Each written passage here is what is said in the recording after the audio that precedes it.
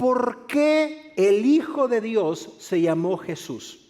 ¿Por qué no se llamó de otra manera? ¿Por qué no le pusieron otro nombre? ¿Por qué tenía que ser específica y exclusivamente el nombre de Jesús? Es interesante que tú sepas esto, escúchame con atención. En la cultura hebrea, judía, los nombres estaban estrechamente relacionados con el carácter y con el propósito que la persona que lo tenía iba a desarrollar. Ahora en día nosotros les ponemos nombre a nuestros hijos, o la mayoría de personas les pone nombre a sus hijos, dependiendo la situación, dependiente el cantante que esté de moda. Por eso en lo personal no me sorprendería que para el próximo año hayan varios niños que se llamen Peso Pluma, por ejemplo. Y no me digas que no, porque cuando escuchas ya comienza el hombrecito a moverse, ¿no? Y muchos de nosotros le vamos poniendo nombres a los niños de acuerdo a circunstancias. Yo te he contado esta historia. Cuando tu servidor hizo sus horas sociales en mi primera carrera de educación, me mandaron a hacer las horas sociales allá a un pueblo de Río Verde, San Luis Potosí, en la comunidad que se llama Los Ángeles. Que si tú eres de esa zona de San Luis Potosí, sabes que es cruzando el rastro. Había que caminar por un pedazo de madera que habían puesto de puente para lograr llegar a esa comunidad. De todas las personas de la tercera edad a quien yo estaba analfabetizando, había una persona que me llamaba la atención su nombre. Se llamaba Maciosare. Y una vez le digo yo, pero oiga, ¿en qué estaban pensando sus papás cuando le pusieron Maciosare? Pues me dijeron que porque el himno nacional dice Maciosare, un extraño enemigo. Y porque así va el himno nacional mexicano, así le pusieron de nombre. ¿Te imaginas qué andaba pensando su papá cuando lo llegó a sentar allá a la alcaldía? Bueno, muchas personas ahora en día le ponen esos nombres a sus hijos. No creo que ese mismo nombre, ¿no? ¿Te imaginas el martirio de ese pequeño? Pero en la cultura de los tiempos bíblicos, el nombre era una antesala de lo que esa persona iba a hacer. Teniendo eso en mente, tú ya te puedes dar una idea de por qué Jesús recibió el nombre que recibió. Me di a la tarea, mientras estaba preparando este último mensaje que tocó muchas fibras de mi corazón, el comparar el nombre de otros fundadores religiosos versus el nombre del Hijo de Dios. Me topé con cosas sorprendentes que tal vez van a ser nuevas para ti. Como por ejemplo, hay una persona que se llamó Siddhartha Gautama. Nosotros lo conocemos como Buda. Pero te debe de llamar la atención de que allá por el año 560 a.C., lo que en el país, actualmente es el país de Nepal, este hombre entró en un estado de meditación trascendental y cuenta la leyenda, y no lo digo yo, lo dicen sus propios libros, cuenta la leyenda que estando en esa meditación trascendental encontró la iluminación de su ser interior debajo de un árbol. Y fue a partir de ese momento que él se levantó diciendo que era el iluminado. Y aunque tú no lo creas y aunque parecieran historias sacadas de un libro de cuentos, este hombre fundó lo que actualmente conocemos como el budismo, el cual es una de las religiones más grandes del mundo, principalmente en el país de Asia. ¿Y qué pensar del hinduismo, por ejemplo? La historia cuenta que el nacimiento de esta religión, que por cierto es politeísta, ya sabrás cuántos dioses tienen, es una tradición medio complicada porque para ellos, para los hinduistas, existen 7 sabios a lo que ellos le llaman los saparchi.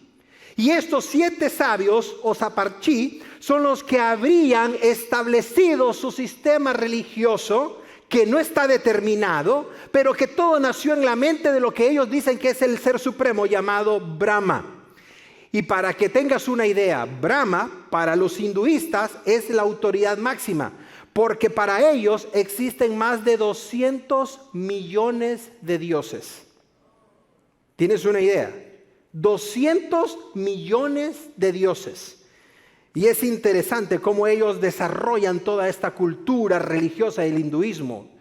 Y no me digas que vas a ir a la India para investigarlo. No pierdas el tiempo. Si vas a la India vas a predicar el evangelio, no a conocer este tipo de cosas y a bañarte en el río Ganges. No te lo recomiendo. Pero hablemos de una que creo que tú ya conoces un poco más. y es la que fue fundada por una persona llamada Mahoma. Este hombre fue el fundador del Islam y cuyo nombre, escúchame, significa digno de alabanza. Eso significa el nombre Mahoma. Por cierto, es interesante las palabras que nosotros tenemos en español, porque de nuestro idioma español muchos son términos que provienen de otros idiomas. ¿Has escuchado cuando una persona dice ojalá? Yo en lo personal procuro no usar ese término, porque ese término es una palabra que proviene del árabe, lo cual significa a la voluntad de Alá. Ojalá, a la voluntad de Alá. Ojalá me vaya bien. No, en el nombre de Jesús me va a ir bien. Es diferente. Ojalá que no choque. No, Padre, tú me vas a proteger, Señor. Entonces ve cambiando tu léxico, porque muchas de las cosas que pronunciamos no sabemos ni de dónde provienen. Volviendo a la historia, este hombre nació allá por el año 570 después de Cristo en la ciudad de la Meca, en Arabia Saudita. La tradición afirma que él recibió el Corán a la edad de 40 años por el ángel Gabriel y murió a la edad de 62 años, es decir, apenas 22 años después fue que desarrolló la religión del Islam. Y es interesante porque ninguno de estos tres hombres o de estas tres religiones que te he mencionado muy brevemente tienen relación entre su fundador y el propósito por el cual Dios escogió a esa persona. Todo cambia cuando llegamos donde Jesús. Absolutamente todo cambia cuando estudiamos la persona de Jesús. Porque cuando llegamos a la persona de Jesús, nos damos cuenta que su nombre está relacionado al plan, al propósito y a la voluntad del Padre por el cual Él lo envió a nacer en esta tierra. Así es que oro a Dios que tú te emociones al igual que tu servidor cuando entendamos y comprendamos por qué el Hijo de Dios, nuestro Señor y Salvador, recibió el nombre dado por el Padre llamado Jesús. Te invito a que veamos el quinto y último mensaje de nuestra serie, el cual vamos a titular ¿Por qué Jesús? Padre que estás en los cielos, Señor, hemos sentido tu presencia a través de los cantos, Señor. Hemos sentido tu bendita presencia, Señor, a través de abrir tu palabra, Señor. Y ahora que estamos listos para recibir tu bendición, nosotros somos tierra fértil, Señor, y queremos que tu palabra caiga en tierra fértil el día de hoy. Hoy es el último domingo del año 2023, Señor. Y no tendríamos tiempo, Señor, para darte gracias por todas y cada una de las cosas que tú has hecho por cada uno de nosotros, por nuestros seres queridos, por nuestras familias, Señor. Y te damos gracias porque estamos cerrando el año en tu casa, Señor. Habiendo familias quizás, o habiendo compromisos, o habiendo comida que preparar. En lo personal, Señor, como tu siervo, te doy gracias por cada persona que hizo el esfuerzo de venir a tu casa. Porque eso habla de prioridades, Señor. Y ellos te están dando prioridad a ti en todos los campos y aún aquellos que están viéndonos, Señor, a través de las redes sociales, Padre. Gracias te damos por lo bueno que tú eres, Señor. Y gracias te damos, Padre, por haber enviado a tu Hijo a nacer, a crecer, a vivir y sobre todo a dar su vida en rescate de cada uno de nosotros. Ahora que estudiamos el nombre de Jesús, no lo vamos a olvidar y queremos darte gracias a ti, Padre amado, por ser tan bueno. Oramos, Señor, por aquellas personas que necesitan, Señor, una intervención también en su salud. Oramos por este pequeñito Isaac, Señor. No soltamos el dedo del renglón pidiendo un milagro sobre su cuerpo y sobre su salud, Señor. Te pedimos que tu perfecta voluntad sea hecha en la vida de Isaac, Señor. Este niño nos ha animado tanto a nosotros y nos ha desafiado a nunca perder la alegría a pesar de los diagnósticos negativos, Señor. Oramos por él. Oramos por su familia, por su mamá, quien está siempre pendiente de él, y que tú te glorifiques en su cuerpo, Señor. Gracias, Padre. Gracias, Señor, por la respuesta favorable de los exámenes de nuestro hermano Abel, Señor. Los doctores temían un cáncer y tú te glorificaste, Señor, y los exámenes confirmaron que no se trataba de un cáncer, Padre. Ese es un milagro de parte tuya, Señor. Y nos confirma que tú eres el mismo de ayer, de hoy y de siempre, Padre. Y así como nuestro hermano Abel, te pedimos por aquellas personas que están en este momento en un tratamiento, Señor, de cáncer, de quimioterapia, en un tratamiento, Señor, médico, para que tú puedas poner tu mano de poder en esos órganos, Señor, ya sea hígado, ya sea riñones, pulmón, en cualquier parte, Señor, del cuerpo, Señor. Y si es tu voluntad, que tú puedas regenerar con un nuevo órgano, Señor, ese órgano que está enfermo, Padre. Pero sobre todas las cosas, que tu perfecta voluntad se cumpla en nuestras vidas, Señor. Gracias te damos, Padre. Y tu iglesia que te ama dice amén y amén. Hay muchas razones que pudiéramos nosotros tomar para las cuales el Padre le puso Jesús a su Hijo. Quiero hacer un paréntesis. Quiero recordarte que el nombre Jesús no lo puso José o María. Es decir, el Padre le dijo a Gabriel el ángel que le dijera a María y a José cuál sería el nombre. Física y humanamente ellos le pusieron Jesús, pero la decisión de ponerle Jesús vino directamente de su Padre que está en los cielos. Entonces, ¿por qué le puso el Padre Jesús a su Hijo? Permíteme compartir contigo 3 razones bíblicas por las cuales lo hizo. Y las puedes anotar ya sea en tu boletín, en la parte de atrás, o en tu libreta de apuntes. Pero quiero que las anotes porque te van a servir mucho en tu crecimiento espiritual. Primera razón, Jesús, el Hijo de Dios, lleva ese nombre porque ese nombre representa su misión. No de sumisión, de estar debajo, sino su misión. ¿A qué nos referimos con misión? Nos referimos a la razón principal por la cual el Hijo de Dios vino al mundo. La misión, y tú lo sabrás porque hace unos años atrás en muchas organizaciones, en muchas empresas ponían la visión colgada en la pared y la misión. Tú entrabas en un sitio web y encontrabas la visión y la misión de una organización. Ahora se están integrando ambas, ya no se están dividiendo las dos, sino que se están uniendo en una sola, como en un statement, en una declaración de esa organización. Pero cuando hablamos de nuestro Señor Jesucristo, su nombre está relacionado al propósito por el cual Él vino a esta tierra. Y si tú eres de los que piensan que Él vino a fundar una nueva religión, porque hay muchos que piensan eso, y si tú eres de los que piensan que Él nada más es un iluminado, o Él es un gran, profundo teólogo, o Él es un profeta, como afirma el Islam, te sorprendería mucho, porque no es exactamente lo que la Biblia dice que Jesús es. Por cierto, cuando el ángel Gabriel está hablando con María, observa puntualmente lo que le dice el ángel a María. Le dice, María, darás a luz un hijo y le vas a poner por nombre Jesús. Y observa eso, si todavía te acuerdas de tus clases de gramática en la escuela, si las pasaste de día y no de noche, tú sabrás que el por qué cuando va separado es de pregunta, pero el por qué cuando va unido es respuesta. Esa es la diferencia. El por qué separado es pregunta, por qué unido es respuesta. ¿Por qué le vamos a llamar Jesús a mi hijo Gabriel? La respuesta viene después de la coma. Porque Él, ¿qué va a hacer? Dilo fuerte, iglesia. Salvará. Ahí tienes la misión de Jesús. ¿Por qué no se llamó de otra manera? Porque su nombre iba a estar relacionado a su misión o propósito de vida. ¿Y cuál era el propósito de vida de Jesús? Salvar a su pueblo de sus pecados. Me encanta. Porque en esa respuesta entras tú y entro yo. En esa respuesta entramos todos. Entonces, ¿por qué es tan importante el nombre de Jesús? ¿Por qué tienes que entender tú esto? Entiéndelo, querido creyente. Entiéndelo tú que acabas de recibir al Señor.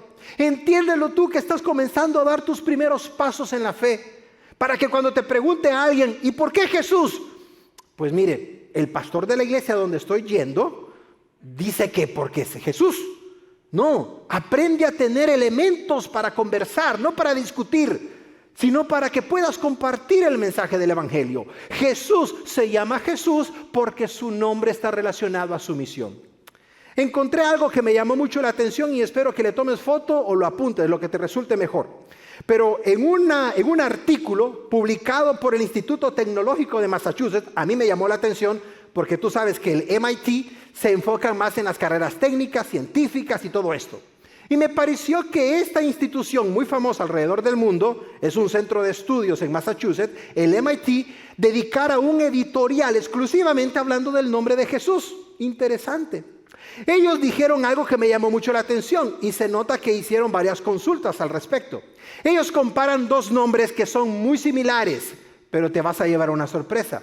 El primer nombre es el nombre en hebreo de Josué, el cual en hebreo es Yeshua. Hay una A ahí, como la puedes ver en pantalla. Y el nombre de Josué significa Dios es salvación. No pierdas eso de vista. El nombre de Josué en el Antiguo Testamento es Dios es salvación. Pero el nombre de Jesús en hebreo es Yeshua. No hay ninguna vocal, lo puedes ver, nada más un apóstrofe. Yeshua. Y su nombre significa Dios rescata. Observa esa diferencia. Mientras el nombre de Josué significa Dios es salvación, el nombre de Jesús me está diciendo que Dios no es algo abstracto, sino que Dios está en búsqueda de salvar a alguien. ¿Ves la diferencia? Y me encanta porque ese nombre de Jesús nos da a entender que es Dios rescatando al ser humano. Es Dios buscando la iniciativa de ir por el ser humano. Nosotros ahora en día, nosotros creemos y decimos, bueno, yo busqué a Dios. Yo escuché el programa en la televisión y fui a la iglesia. Escuché el mensaje por YouTube y decidí ir a la iglesia. No, Dios ya te estaba llamando. Dios ya estaba tocando la puerta de tu corazón. Dios puso ese video en el momento exacto. No te podías dormir de madrugada. Era Dios quien te había quitado el sueño. Y puso el video, y puso el pasaje, y puso la frase, y puso algo que te cautivó y movió a corazón para que decidieras venir a su casa. Es Dios quien estuvo trabajando todo tras bastidores. Nosotros ahora decimos, yo decidí, yo fui, yo quise, yo levanté la mano. No fuiste tú, fue Dios. Porque es Dios quien rescata al ser humano. Dale un fuerte aplauso a Él. Gracias, Señor. Gracias.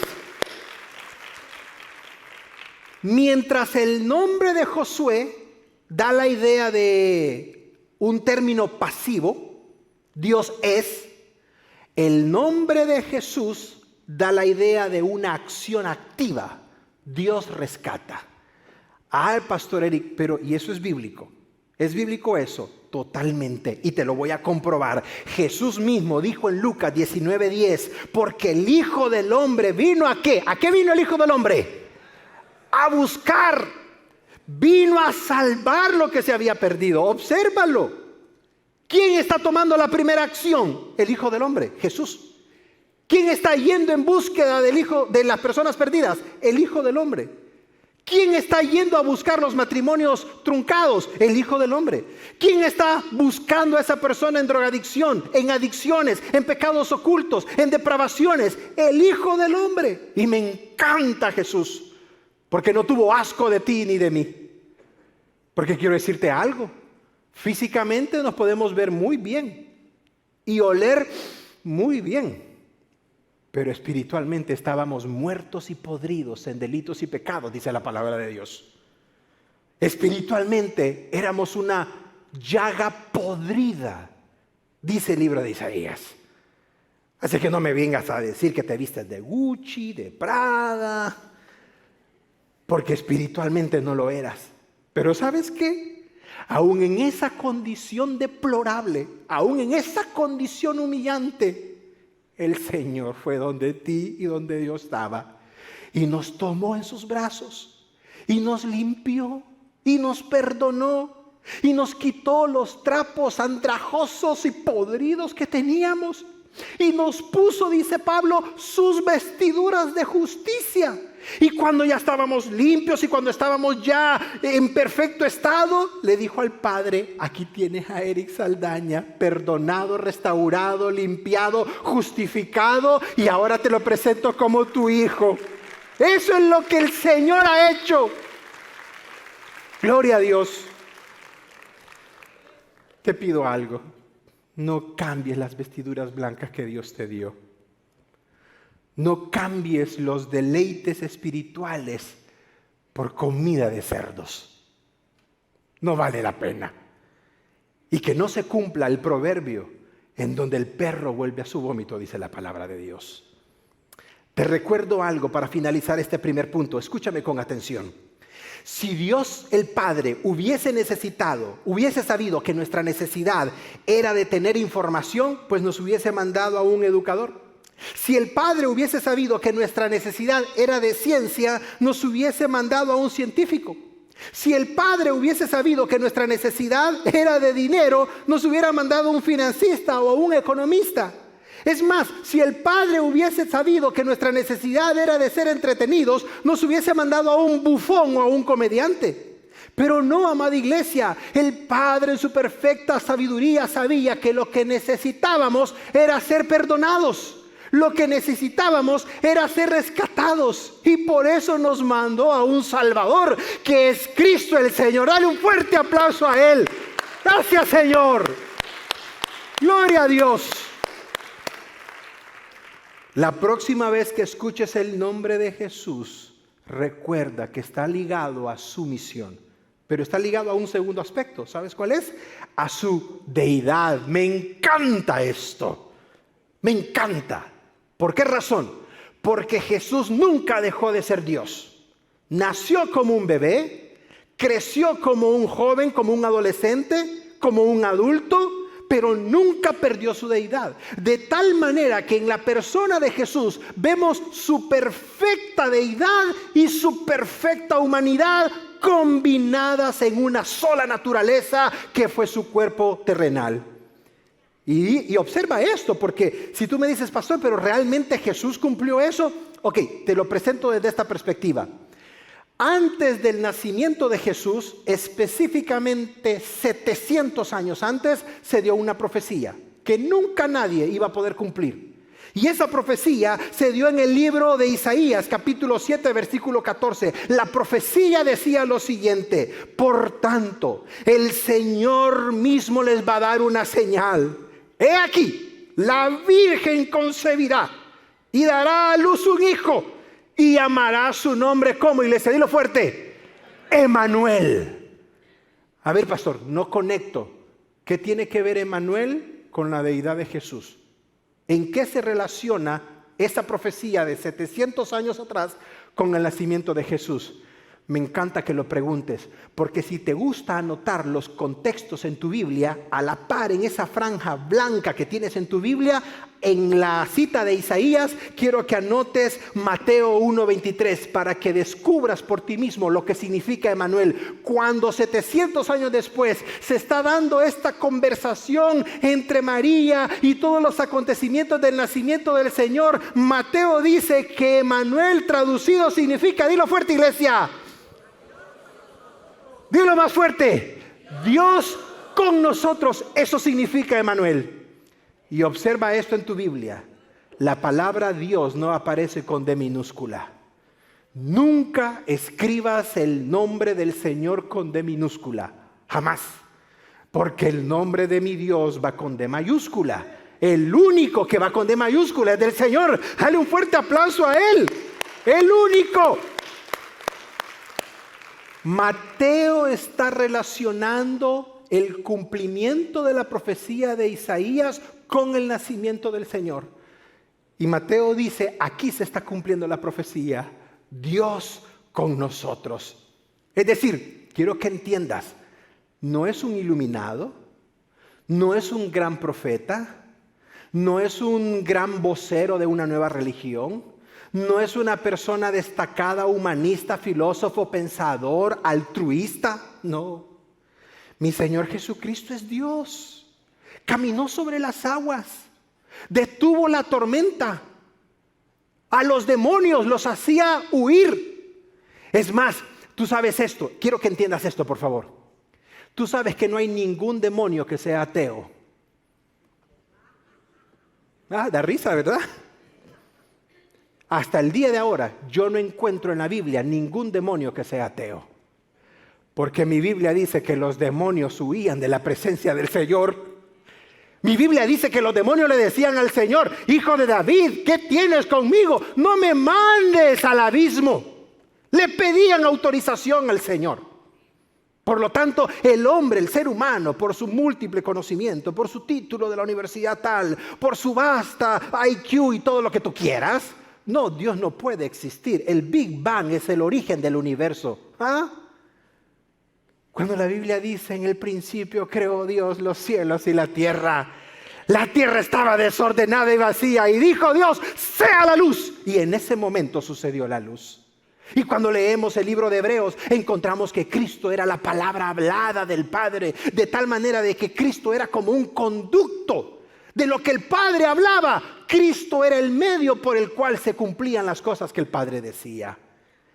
Nunca olvides que nuestro Señor Jesucristo es Dios. Y te lo compruebo con este último pasaje. Si tú te preguntas, ¿qué vino a hacer el Señor? ¿Qué vino a cumplir? Aparte de esa misión de revelarnos al Padre y de salvar a la humanidad. 5 características que ni Mahoma, ni Confucio, ni Mao Zedong, ni ningún otro pensador jamás va a poder cumplir. Dice el libro de Isaías, capítulo 9, versículo 6, que cuando ese niño nazca, van a haber 5 cualidades que va a tener ese niño. La primera, admirable. La segunda, consejero. La tercera, Dios fuerte. La cuarta, va a ser Padre eterno. Y la última, va a ser príncipe de paz. Esas 5 cualidades las va a tener ese niño. Dale fuerte el aplauso a él. Yo te pregunto, ¿andas buscando un consejo para tu vida? Búscalo en Jesús. Búscalo en Él. ¿Te encuentras solo, sola? Encuentra ese complemento en Jesús. ¿Andas buscando ese sentimiento paterno? Porque creciste sin un padre, sin una figura paterna. Porque quiero que sepas esto. No te conmiseres a ti mismo diciendo, yo no crecí con papá, yo no crecí con esto. En algún momento todos pasamos por situaciones difíciles. Pero quiero que sepas algo. Nunca estuviste desprotegido o desprotegida. Siempre estuvo Dios ahí. Siempre estuvo el Señor. Tal vez no lo vistes, tal vez no lo entendías, pero Dios siempre estuvo guardándote de alguna o de otra manera. Y aquí dice Isaías, Él va a ser nuestro Padre eterno. Y en último, Él va a ser nuestro príncipe de paz. Este mundo jamás va a experimentar la paz verdadera sino hasta que confiesen que Jesús es el Señor. Con este problema que está sucediendo en Israel, hubo una reunión de alto gabinete allá en Arabia Saudita. Todos los príncipes árabes se reunieron. El delegado de este país viajó para allá. Llegó el canciller de Alemania, llegó fulano, llegó sultano. Y los 3 días que se reunieron no resolvieron nada. ¿Tú sabes por qué? Porque el príncipe de paz es Jesús. Así es que cuando escuches el nombre de Jesús, recuerda que está ligado a su misión. Recuerda que está ligado a su deidad. Y en último aspecto, está ligado a su asignación. Ahí eso se pone bueno, iglesia. Yo no sé, yo espero que tú te emociones como tu servidor se emociona. Porque no hay nada más maravilloso que entender la figura de Jesús desde la perspectiva bíblica. Cuando hablamos de asignación, estamos hablando de esa responsabilidad que se le delega a alguien. Tú tienes una asignación en tu trabajo. Te pagan por esa asignación. Te dan un tiempo para cumplirla. Tienes 40 horas a la semana, tienes 20 horas a la semana o tienes un número de horas a la semana. Por esa asignación te remuneran. En cuanto a Jesús, fue exactamente lo mismo, pero no en ese tipo de remuneración. Bíblicamente hay 3 asignaciones que encontramos en Jesús. 3 asignaciones. La primera asignación es la que Él vino a hacer cuando nació. Y ya la vimos en el primer punto. Vino a salvarnos. Ya la vimos.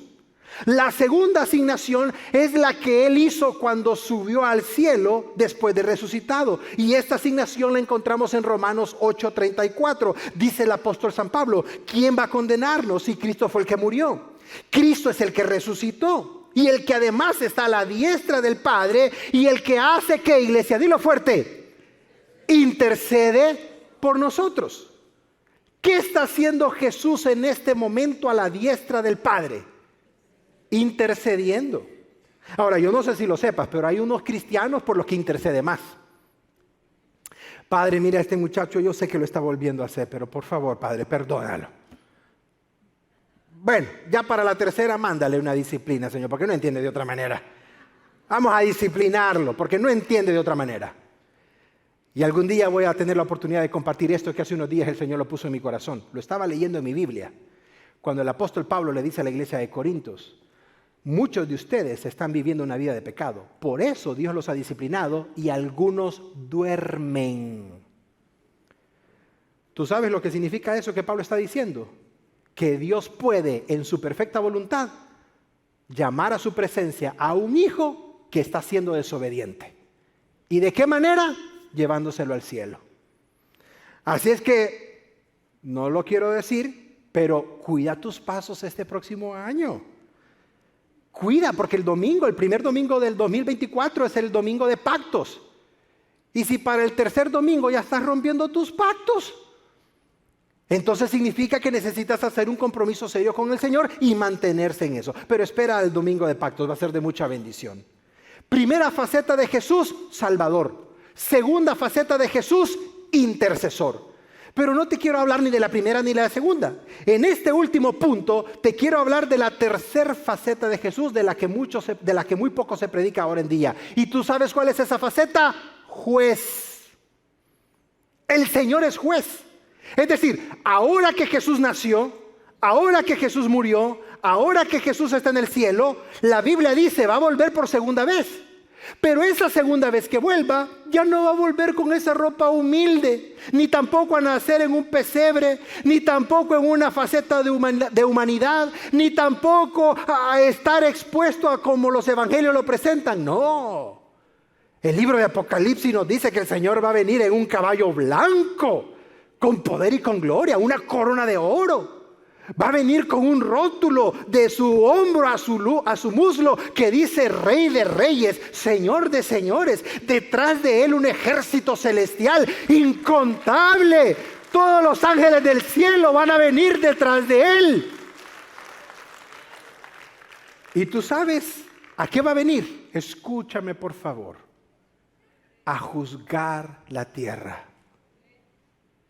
Si tú que escuchas esto me dices, ay pastor, no hable de eso porque me da miedo, significa que no estás seguro de tu salvación. Porque quiero que sepas algo. Háblame a mí del juicio final y me emociono.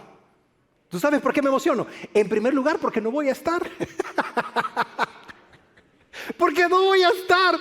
Es decir, voy a ver todo esto, de acuerdo a la Biblia, en primera fila. Voy a estar del lado de los ganadores. Voy a estar del lado de los que tienen las palomitas de maíz. Pero ¿y tú?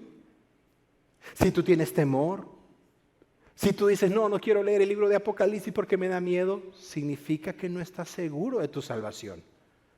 Porque para aquellos que tenemos la seguridad de que Dios está en nuestros corazones, Dios mío, anhelamos que todo esto se cumpla. Anhelamos que el Señor vuelva. Anhelamos estar con Él en la presencia. Y si tú dices, ay, quizás porque se creen perfectos. No somos perfectos. Somos perdonados, que es diferente. Somos perdonados por la gracia de Dios. Somos restaurados por el poder del Señor. Es totalmente diferente. Aleluya. Si tú me dices a mí, es que yo nací homosexual. Bueno, la Biblia te dice, vuelve a nacer de nuevo. Eso es lo que la Biblia te dice, vuelve a nacer de nuevo. Naciste así según tú. La Biblia dice, nace del Espíritu ahora para que puedas entrar a la presencia de Dios. Pero volviendo a esta faceta, te la describo rápidamente. El libro de Apocalipsis dice que se va a sentar el Señor en lo que se le conoce como el gran trono blanco.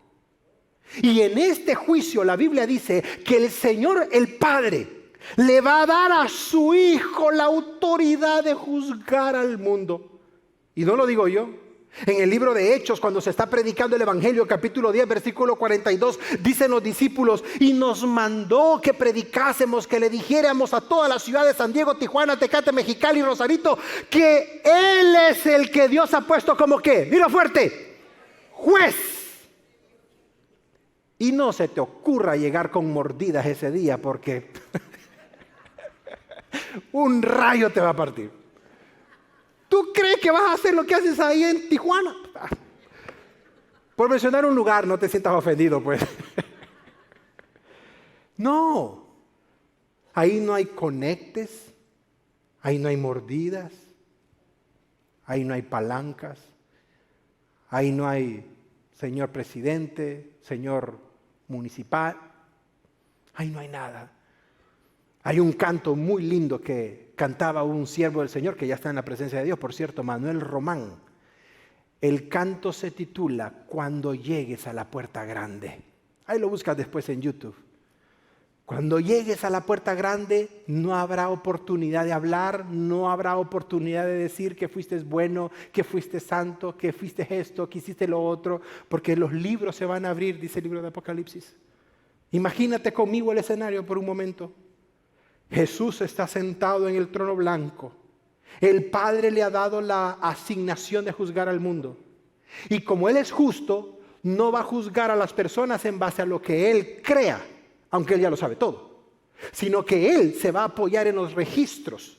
Y dice el libro de Apocalipsis que se van a abrir los libros de las obras de las personas. Y se va a abrir un segundo libro que se llama el libro de la vida. Entonces se va a sacar un match de lo que está en el libro de las obras con lo que está en el libro de la vida. Y si no hay un match, significa que esa persona ya no está para disfrutar de la presencia de Dios, que para ese punto ya no habrá ninguna oportunidad. En ese libro van a estar todas las cosas que las personas han hecho. Y tú sabes lo que dice el libro de Apocalipsis: el mar va a arrojar a los muertos. Todos van a arrojar a los muertos, de tal manera que todos van a pasar de la presencia de Dios en ese momento. Si tú me dices ahora, pastor, esos son cuentos, esas son fábulas, esas son historias. Ok, son fábulas. Pero no vayas a despertar un día con la realidad de encontrarte frente a frente con Dios. Porque en ese día no hay perdón, no hay misericordia. Ahora sí hay perdón. Ahora hay misericordia. Ahora hay lo que la Biblia le llama gracia. Pero en ese día hay lo que la Biblia le llama juicio. Y tú decides, ¿quieres conocer a Jesús en la gracia o quieres conocer a Jesús en el juicio? ¿Quieres verlo cara a cara en la gracia o quieres verlo cara a cara en el juicio?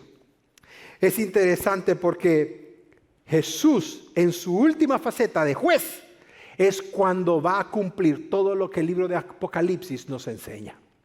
Ahora, vayámonos con un par de lecciones prácticas. Porque no me digas, ay pastor, ya se me arruinó el fin de año. No, al contrario, que sea el mejor domingo del año. ¿Por qué? Porque ese domingo, no lo voy a olvidar, fue cuando abrí mi corazón al Señor. Porque ese día mi vida cambió. Porque ese día lo recibí en mi corazón.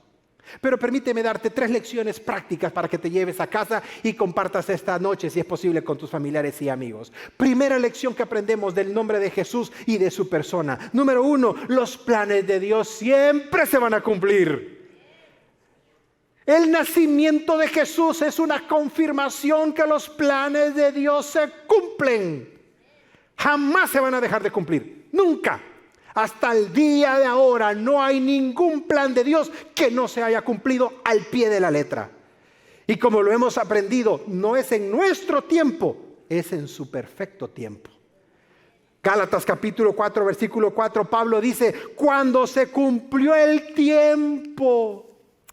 Así es que yo te pido que tú le digas al Señor, Señor, yo no sé si mi tiempo se está cumpliendo, pero ya me estoy ahogando, pero aquí estoy, Señor. Aquí estoy, Padre. Y yo te aseguro que el Señor te va a sorprender. ¿Qué otra lección podemos aprender aparte de que los tiempos de Dios siempre se cumplen y sus planes de igual manera? Número 2, los planes de Dios no solamente se cumplen, sino que son, dilo fuerte iglesia, perfectos. ¿Qué significa eso? Que no hay error. No hay error en los planes de Dios, como no lo hubo en su corazón, en su mente y en todo lo que Él hizo. De tal manera que todo lo que Dios hace, dice la Biblia, es perfecto, es exento de errores. Y me encanta la palabra de Dios porque si tú te preguntas, ¿cómo voy a comenzar este nuevo año? ¿Bajo qué perspectivas? ¿Voy a ir a que me hagan una limpia a Catemaco? ¡No! Por cierto, yo estuve algunas ocasiones en Catemaco, Desde que vas entrando a ese pueblo, ahí hay algo que no es de Dios. Y hay unos niños en las calles diciéndote a qué brujo quieren llevarte. No juegues con el enemigo. Un verdadero creyente no se tiene que andar leyendo las manos. Un verdadero hijo de Dios no tiene que andar pidiendo de que le tiren los dados, que le lean las cartas, que le hagan una limpia a la casa, que le hagan una limpia al negocio, que le hagan una limpia a la esposa. No, no. Un verdadero hijo de Dios confía en el Señor. Un verdadero hijo de Dios depende de Dios. Y Dios dice, es abominable el consultar a adivinos. ¿Por qué? Porque estás poniendo a Dios Todopoderoso al mismo nivel de un brujo. Dios mío, hasta cosa me da pensarlo. Así que no se te ocurra ahora en enero andar haciendo esas cosas. Los planes de Dios son perfectos. Jeremías capítulo 29, versículo 11. Porque yo sé muy bien los planes que tengo para Shadow Mountain en español, dice el Señor. ¿Qué planes son?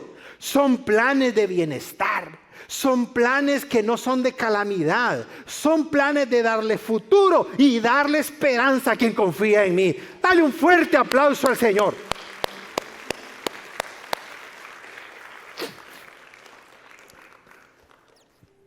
Voy a decir esto con profundo respeto. Hace unos días atrás atendí a una persona. Pastor, me está yendo mal, me está yendo mal, me está haciendo mal, esto. Y Dios mío, me estaba dando una panorámica que yo escuchándolo y a la misma vez diciendo, Dios, dame una palabra para esta persona. Y mientras me estaba describiendo su vida y todo lo malo que le estaba sucediendo, yo le dije, deme una pausa ahí, le dije yo. Todo lo que usted me dice no concuerda con lo que la Biblia enseña. Porque la Biblia enseña que cuando algo malo no sucede, es por dos cosas, le dije yo. Una, disciplina de parte de Dios. Y eso es bueno porque confirma que somos sus hijos. Número dos, cuando algo sucede malo, es porque estamos en pecado. Y ahí no está el Señor. ¿Cuál de los dos casos es el de usted? Y séame honesto, por favor. Agachó su rostro y me dijo, pastor, estoy con una mujer que no es mi esposa. Y está casada. Inmediatamente le dije yo, ahí salió el peine ya. Ahí salió el peine. Y lo hizo con una actitud de arrepentimiento. Y oro a Dios que lo haya hecho así. Porque quiero que entiendas en este 2024 que vamos a iniciar, tú a manera personal, matrimonial o familiar, Dios quiere bendecirte. Esa es su voluntad. Esa es su naturaleza. Su naturaleza es de bondad, de bendición. Pero si tú no caminas de acuerdo a su voluntad, viene la disciplina. Y ahí es donde nosotros nos equivocamos. Dios no me ama, Dios no me quiere. No. Él te ama, pero quiere que camines dentro de su voluntad. Ahora que comenzamos el nuevo año, dile a Dios, Dios, yo quiero caminar en tu voluntad. Me cuesta, tengo mis arranques, pero yo te amo, Señor. Y te pido, Espíritu Santo, que controles mi carácter, mis palabras, mis pensamientos, mis situaciones. Y el Señor lo va a hacer. Los planes de Dios se cumplen. Los planes de Dios son perfectos. Y con esto finalizo. Los planes de Dios son eternos. Mira, nuestra visión es miope, por decirlo. Dura 80 años. Dios tiene planes eternos para ti y para mí. Nosotros nos enfocamos en algo pequeñito, y Dios tiene toda la panorámica presente, pasada y futura. A eso se le llama el eterno presente de Dios. Dios mira tu pasado, tu presente y tu futuro frente a Él de manera lineal. Nosotros no lo vemos así. ¿Por qué te lo digo? Porque cuando Dios nos ve en la eternidad. Y tú sabes cómo Dios nos mira, con Él en su presencia. Hay una doxología, una despedida de bendición que escribió el hermano de Jesús, por cierto, llamado Judas. No lo confundas con Iscariote. Y en su carta al final ya del libro del Nuevo Testamento dice el hermano de Jesús, Judas, y ahora dice él, que toda la gloria sea para Dios, quien es poderoso. Observa lo que Judas dice. Dios es poderoso para evitar que tú y yo caigamos. Pastor, es que la tentación fue muy fuerte. No, tú eras el débil. Porque lo que Judas dice es que Dios es poderoso para guardarte de tentaciones. Judas dice, Él es poderoso para que no caigamos. Número 1. Número 2, para llevarnos sin mancha. Número 3, y hacerlo con alegría en su gloriosa presencia. Ahí tienes el plan de Dios para tu vida. Ahí tienes el plan de Dios. ¿Qué quiere hacer Dios contigo? Guardarte mientras estás en vida. Hacerlo con alegría, porque al final Él quiere que estés con Él en la eternidad, frente a frente. Ese es lo más glorioso del Señor. Y luego dale un fuerte aplauso a Él si se lo vas a dar.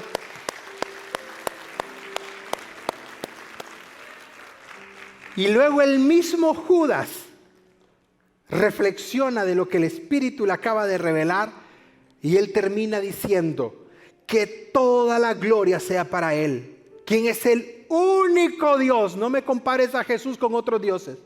No me pongas a Jesús a la par de Mahoma, porque hay miles de años luz de diferencia. El único Dios, nuestro Salvador, por medio de Jesucristo nuestro Señor. A Él, dice Judas, sea toda la honra, sea toda la gloria, sea todo el poder, sea toda la autoridad, desde los tiempos, desde el presente y hasta la eternidad. Amén. Dale un fuerte aplauso al Señor.